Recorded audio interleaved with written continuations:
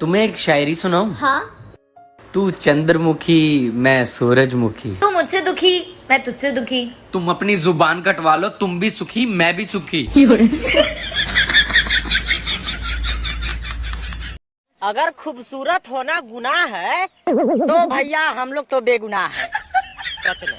नमस्कार, न ये करें न वो करें, मेरी वीडियो देखने के लिए मुझे फॉलो करें।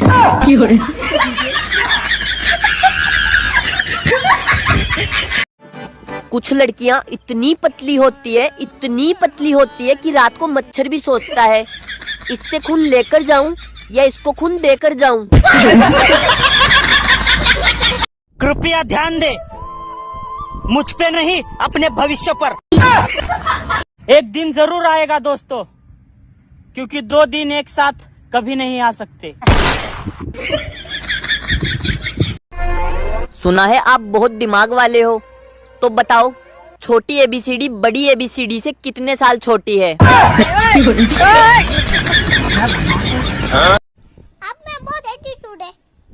अच्छा, एटीट्यूड की स्पेलिंग बता दो।